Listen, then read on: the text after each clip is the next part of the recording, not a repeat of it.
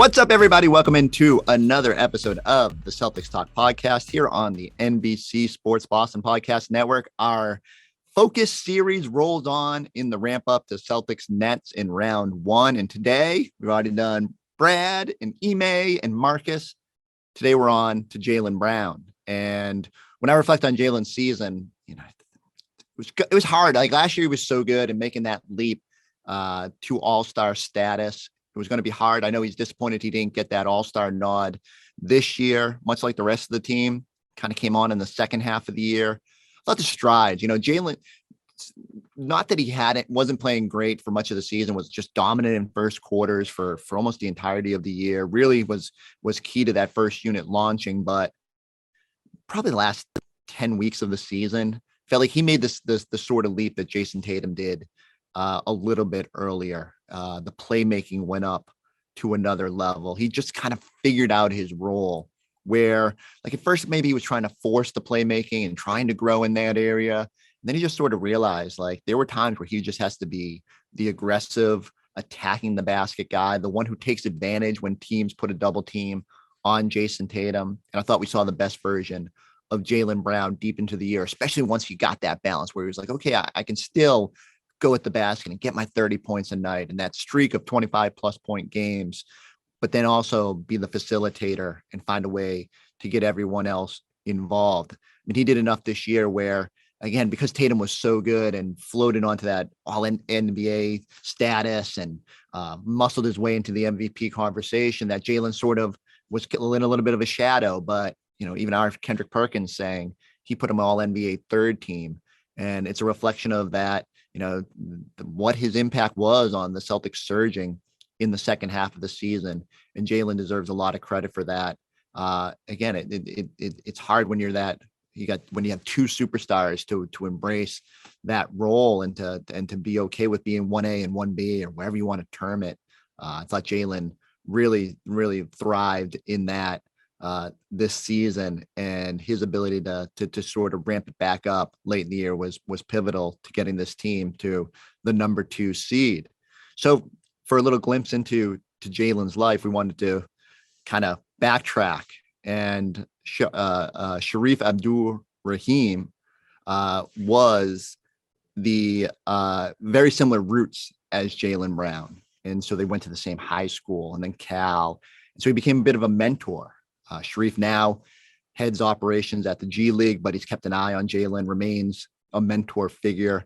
Thought it was interesting to catch up with him and just get a little glimpse into what it was like watching Jaylen go from a high school standout there at Wheeler High School down in Georgia to landing at Cal and to the decision to go into the NBA after a year and all the stuff that has come with it. So here's our interview with Shareef.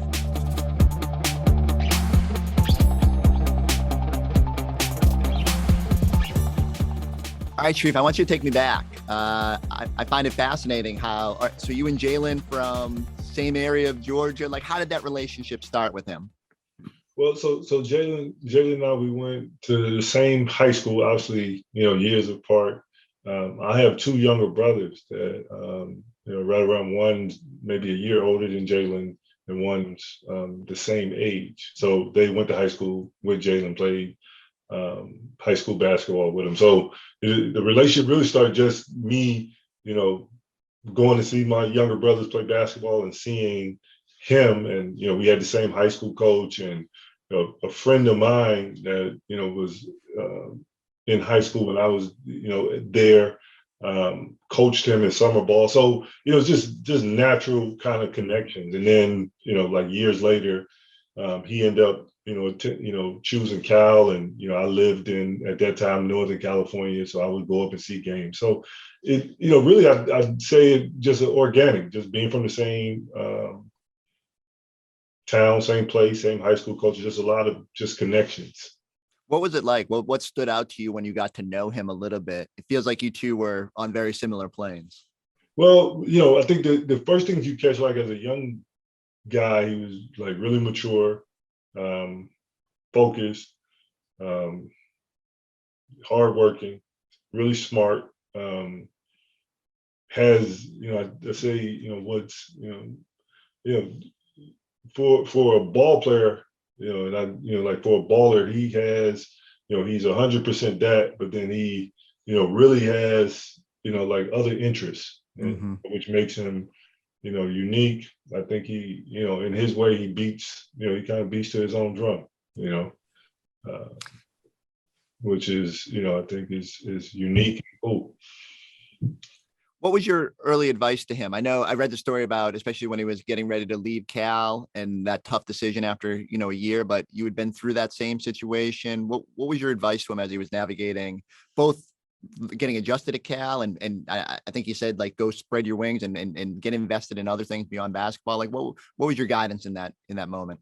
It was really like to, kind of just slow down and enjoy the process, meet people, learn as much as you can. You're going to work hard at basketball, but there's a lot, especially at Cal, there's a lot going on here. The thing I gave him, like, I kind of like threw out 3 people, like, go meet this person, this person, this person. And we talked again, like, the end of, say, the school year, and he's like, yeah, I would have met so and so and so and so. Like, they're great people. Thank you for. And I had, I was just like, kind of just giving him, like some wild advice, and he had done those things. So, but definitely, it's like always to like have an open mind, and so much. One, don't jump into anything, too fast. Like, take your time. Nothing's, going to happen, tomorrow, so to speak. But at the same time, it's a lot that is available to you. Try to, embrace and learn as much as you can. Tell me about now watching his NBA journey from afar. Had to kind of earn his way onto the court that first year with Brad. And now, it feels like every year he adds something to his game. What have you noticed watching Jaylen and the way he's blossomed as a pro? But I think it's the mixture of what you see kind of displaying his game is the mixture of, hard work, his talent, his intelligence, his curiosity, his drive, right? And if you get to know him as a person, like, those are the things, he's extremely, beyond basketball, he's a talented, smart person. He's curious, he's creative. So those things you continue as he's become more and more comfortable on the court. You see those things displayed and really, really come out. Did you see that NBA talent, that all-star level talent early on? Was it a reflection of his hard work that he got to that point? Like, what have you thought of his overall arc early on in his NBA career? Well, I would just say, even when you first met him, like, did you know in that instance? You saw the talent. I think, like, as a, let's just say, he was playing up with older kids, like as a freshman in high school, and there were even other, like, the high school he was. At our high school is competitive. So there may be 3 or 4 other kids that were probably more highly touted than him at the time. And I can remember just seeing, some of the things he's doing, like him, like, that kid is going to be really good. But to think he'd be at like this level, no, like, it's impossible to kind of, a lot of things have to, happening and have to happen. How much have you been able to keep in touch with him here? Do you step back? I know you said at that point at Cal, sort of like a big brother thing. Are you still able to dispense advice to him? Do you check in on him? I mean, I check in on him, more now. I think he has a great support system with his mom and his brother. But I check in on him. Either congratulating him on something, that he accomplishes, or just how he's doing. I do. You mentioned just the way he's embraced everything off the court. Up here we see he's got his juice shop, like clothing line, obviously his activism and going back to Georgia during the pandemic and all that was going on. How much do you appreciate the way he's gotten involved in those things? Well, it's him. Like, that's, again, like, he's not he's kind of a guy that has, multiple interests and, cares about things, cares about people, he believes what he believes, if he believes something strongly, it's hard to, get him to, really see, outside of that. So, it doesn't surprise me. I'm proud of him. I know him, and we're from the same place. But it doesn't surprise me at all. What's something you've learned about Jaylen through the years beyond the sometimes that stubbornness, which we see on occasion? But like, what is it about? What don't we see up close that maybe people close to him have been able to? I don't know that if you don't know him, you don't get how thoughtful he is. Like he's truly a thoughtful person. So I think that you'll miss.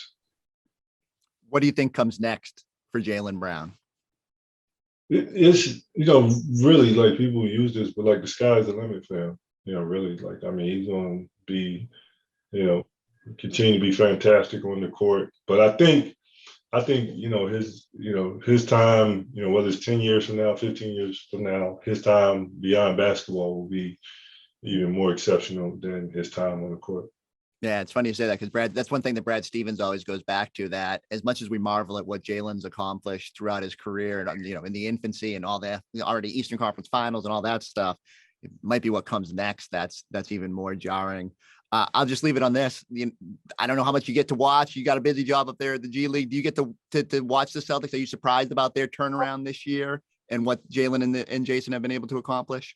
No, I mean, they have good leadership, and Brad, and Ime, and he has a strong coaching staff, and then you have talent. It's going to be some transition, with either guys coming back or new guys coming in, and then a new system. So you expect it to be some transition, but when you have players that have won and won at a high level, they're not panicking. They're going to figure that out. So I mean, that's what they've done.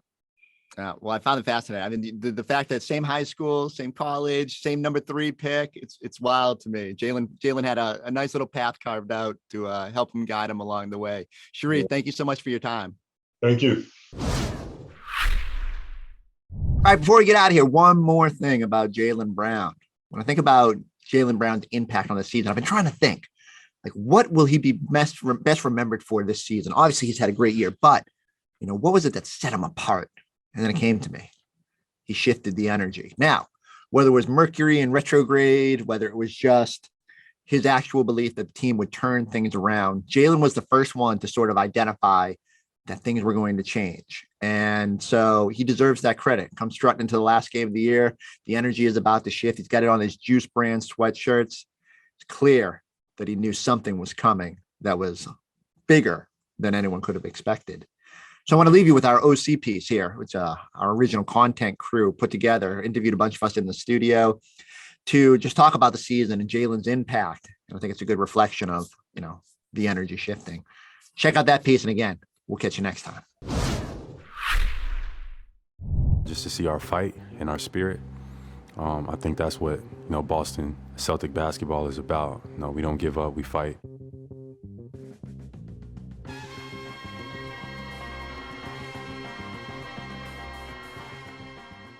Question, are they friends? Are they cool? Do they hang out? Do they not like each other? If y'all want to hear from me, that's my dog, Yeah. Some people they like dichotomizing it, whatever you want to call it. When I watch Jaylen Brown play, I don't think he has to prove anything to anybody, but I do think that Jaylen and Jason have to be on the same page, that it's their team and they're responsible to make people around them better, and they're responsible to bring a championship to Boston. We got to find some consistency from night to night.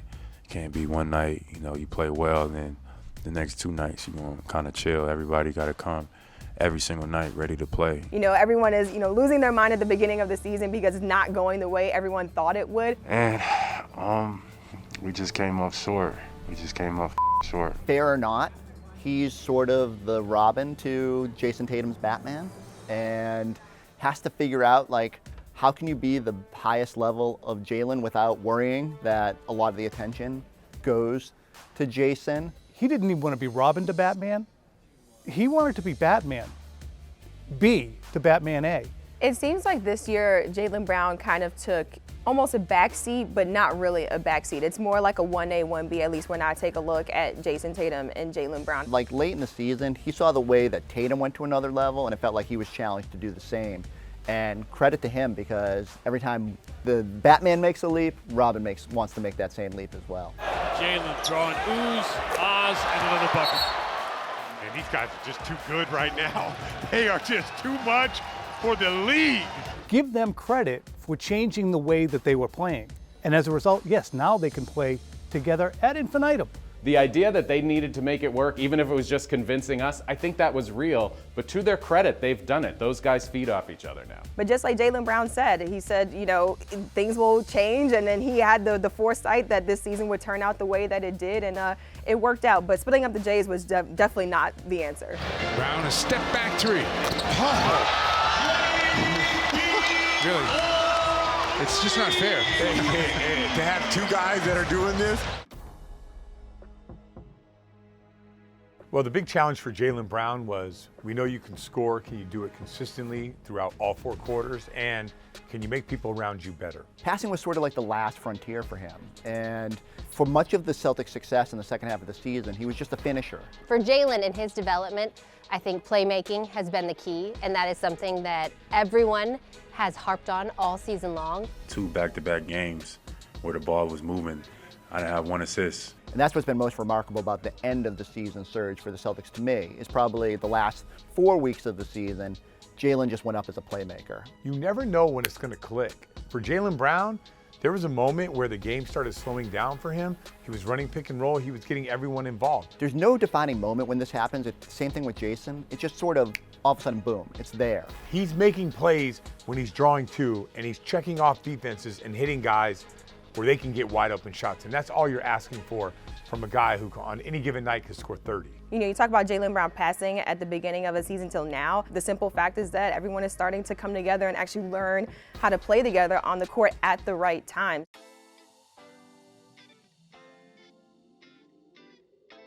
So Jaylen Brown tweeting out that the energy was about to shift. At first I thought nothing about it, just typical millennial tweet about, horoscopes and everything like that. And I asked him about it a week or so later, and he said that had nothing to do with basketball. And then after they went on that huge run that they have been on, he said, oh, that was totally, everything shifted. It's because of Mercury. I am not a huge astrology guy, but I've Googled Mercury in retrograde a whole lot more than I had expected. You can't argue with the results. And around the same time, he had said the energy was about to shift. And from that point forward to pretty much the end of the season, the Celtics were #1 in offensive rating, #1 in defensive rating, #1 in net rating. I mean, they were steamrolling teams. Brown, for 2. Take that! I don't know what Jaylen knew. I will say, by the end of the year, he was saying the stars were potentially aligning. And if he knew the whole Mercury thing, who are we to argue that maybe they are?